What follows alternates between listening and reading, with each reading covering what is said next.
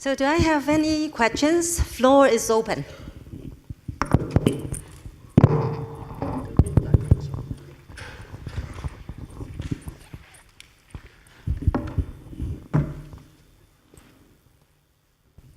Okay, you ready?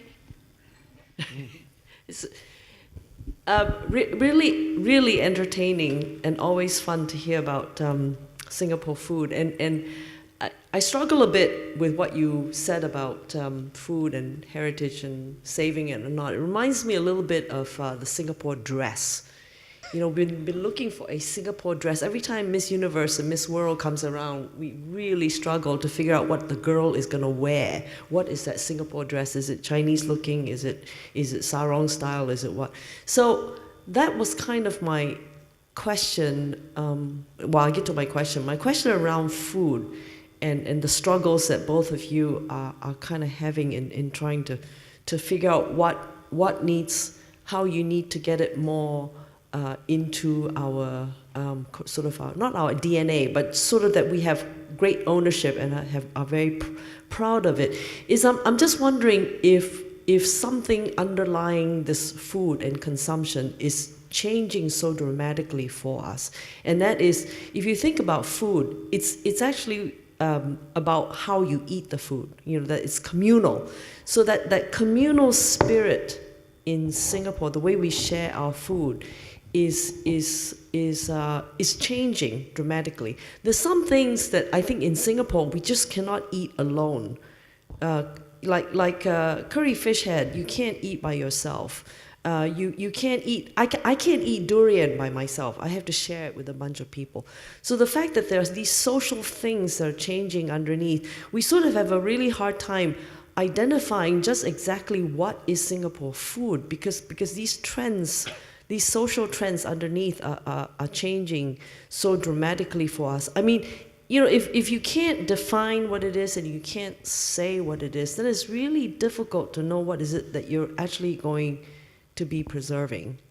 And so as you were talking about, you know, you have to eat it. Well, yeah, tasting it is real important, but how you taste it, how you eat it as a group, I think that's the part that people are going to gravitate back from. Just real quick, I'm from Taiwan. Taiwan food is really bland. In fact, it has no respect whatsoever. But there was a repositioning somewhere about 20 years ago. Taiwan food became accompanied with beer. It became the beer house kind of food, and it became the Taiwan porridge. It was fashionable to eat porridge with sweet potatoes in it. So there was that kind of positioning that it became happy, relaxing, and it sounded to me like the Taiwan food took a trajectory that was actually more sociological than, say, what was the taste of the food. It was kind of how you eat the food. I don't know if you agree or not. That was kind of long. Thank you for your comment and questions. Could we collect a couple of more questions before the panelists could address it? One person in the middle over here, and then the other person back there. So we collect 3 questions. This question, I suppose, maybe is more related to what Dr. Tay was saying. Do you know what my favorite food is? It's nasi padang. And I did not see my favorite food on the list. I was disappointed. Have you ever been to Jalan Kandahar, near the Sultan Mosque? Yeah, very nice food. Yeah. Can I have your comments? How come it's not on the list? Okay, good. Back there.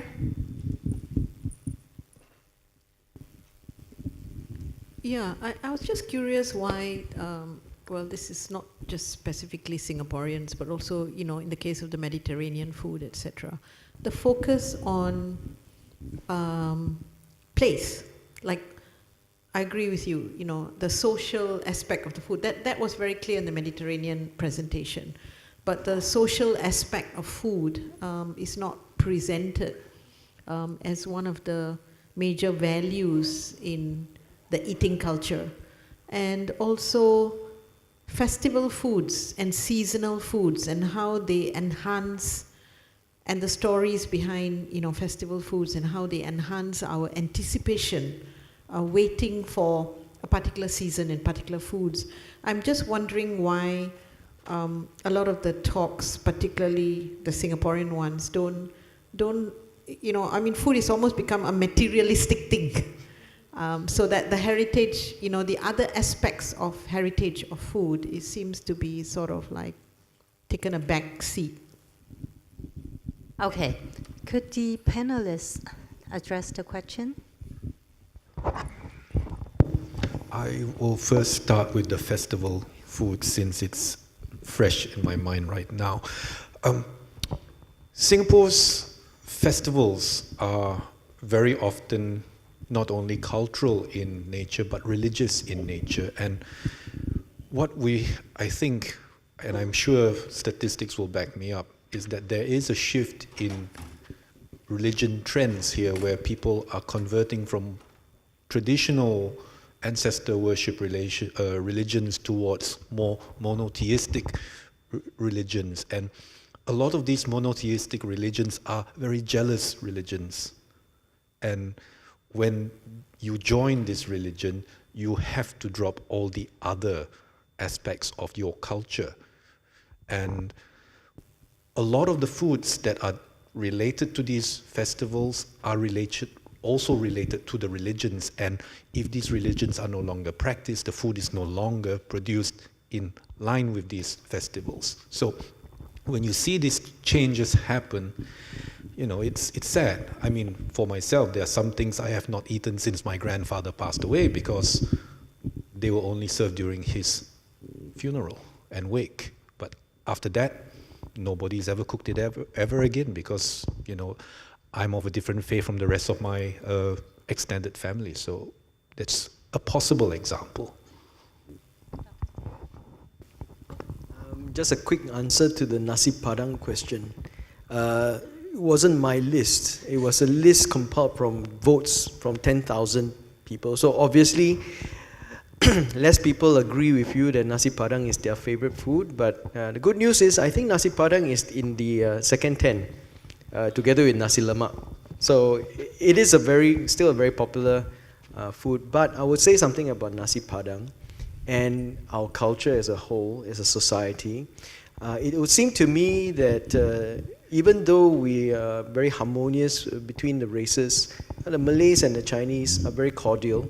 I do sense that over the years, because of the language, and unlike Malaysia, when I go to Sabah, you see that the Malay and the Chinese community are very much more integrated, and you see them speaking to each other in Malay, and that sort of binds the two cultures together. In Singapore, we're all very friendly. We probably have Malay friends, but it's not as integrated as it was in my father's time, when they spoke Malay, and they have more more intimate friendships. We have a culture now and a generation now where we see that the two groups are just very segregated. Each one is respectful of the other, but there's not enough integration.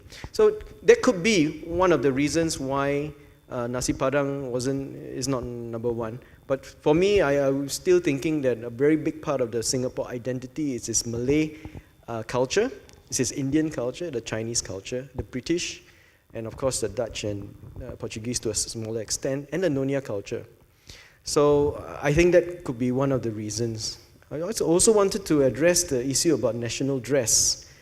Unfortunately, dress and food are very different, because dress, you seldom see a Malay lady wearing cheongsam, and you seldom see a Chinese lady wearing the Malay traditional dress. You do see the Nyonya, because historically the two cultures are very intertwined, and so you have a fusion of the Malay and Chinese culture in the Peranakan. But you seldom see fusion dresses in our society. And this is, I think, the reason why you can never find a national dress. Whereas food has fused since the early days. We have mee rebus, where the Malays have taken the idea of noodles, made them into their own version. So the fusion of food is much easier than say, dress, which is why it is easier to find a national dish which comprises of different elements from the different cultures, because it's much easier to mix food than to mix dress, I think. Yeah, and also it's not just the mixing of food. It's also kind of a style, right? A cultural style. And you're right about it's very rare, except for special occasions, to see people cross-dress, right? But food, like even if the food is not mixed, people could cross their diet to eat different food. But anyway, so let's have, do you have anything to say? I have a on slightly this? different point of view to the nasi padang story. I'm very fond of nasi padang too. I eat nasi padang and nasi ambeng probably 2-3 times a week. I'm almost Malay in that sense, but I'm partly Peranakan anyway. How I look at it is slightly different. The question I would ask you is, have you ever seen economy rice as a favorite dish? It's a staple item. So for the Malay community, nasi padang, nasi ambeng, that sort of stuff is a staple item, whereas our economy rice is a staple item. When you consider that aspect of it, it's not likely that you will see it being listed as a favorite item because it is a staple item, something that you eat every other meal. So that's my point of view about that dish. Thank you. Okay, let's collect a couple of more questions. So one back there and one up here. Yeah. Hello, good afternoon. Thank you very much for your talks. It was indeed very interesting. And I would like to pose my question to Mrs. Juricic. And it's about the fact that I thought it was very interesting, the 3 pillars that we need for well-being. And the concept of nowadays we are rushing a lot, adrenaline, and I saw the thousands of emails and everything. And I just thought that, is social media damaging the relationship that we have with our body? Because at the end of the day, we have this pressure to post where we are, how we are, with who we are, especially perhaps Generation Y like me. And I just wanted to know your thoughts about well-being and social media connected. Thank you. Thank you. Our last question back there. Yeah, thank you very much for this food business, food affairs. Now, I have a question directed to Dr. Tay. It's about char kway teow. Well, I like this dish, and I eat it only occasionally because accessibility and etc. Whatever it is, recently I read an article about making food in front of high temperature tools. So in this case, it was high temperature wok. And as you rightly pointed out in your lecture about the temperature and all those things makes the difference. So if this guy have to fry like 100 plates per hour, which is not possible, I'm just joking. So he does this day in, day out, 7 days a week, more or less. And this causes health hazard. And I'm not a medical professional, but this is from a credible source that I've read. And also other things in line with this type of question. I would imagine you perhaps would have noticed this Japanese food, meat on skewer. In Japanese, you can call yakitori, where there's skewer on with chicken or meatball or whatever. And it is fired over, I call naked flame, which is gas, using gas as the source for energy. So I don't know what you have to say about all this kind of thing from your professional point of view. Thank you. Thank you. Okay, thank you for the excellent question. And this is the point. It's very important to become aware if we are using the technology, the social media, or we are used by them. And the fact is that today, the border between the two is very, very thin. And this is another reason why we really do need to keep, to discipline our mind in somehow. And if we wake up in the morning and start immediately with our emails and with all that pressures, of course, this is not the right way to live. That doesn't mean to avoid our emails or to avoid all the to-do list that of course, we have to do. But is another thing if we first ground in ourselves and take some few minutes with anything that just ground into our inwardness, to make this space and to align with our emotions, to make the balance. And this is an exercise that must become our routine, the same routine that we practice through going into our rushes and all the things that we have to do, and also our emails. So, of course, all this technology is shaping our world and is giving our great tools to cut the distances, and it's very good today what they could do, and look at how much we achieved in only a few years. But we must not keep out of our life our inwardness, our connections with our human being, and this is just through practice and disciplining our mind. Thank you, Anna. Dr. Tay, you have the last words because of time. If I understand the question, is the effect of high heat on the human health. Yes, I spoke to the Char Kway Teow man, and I said, you're doing this for about 40, 50 years. How has it affected your health? First of all, it affected his shoulder because he has a frozen shoulder. He says, he tells me, doctor, my shoulder hurts. I say, yalla.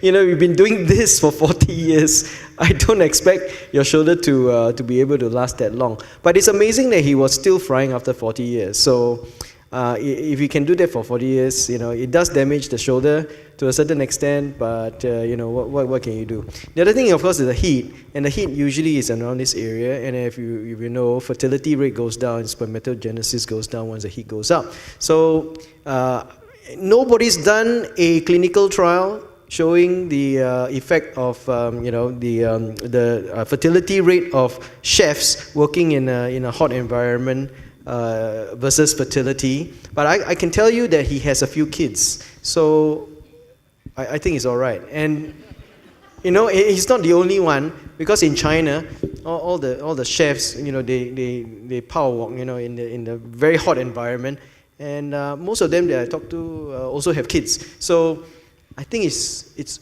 all right, and most of them are still alive and well. So I think it's all right, although I don't have the medical... No, actually, the article is relating this. That's why I related it to the second question. It's about carcinogenic. Thank you. Well, we will have to end the session, sorry, and then we can carry on the conversation after the conference, because we do have the closing session. And before that, let's thank our 4 distinguished speakers and give them another round of applause. Thank you so much.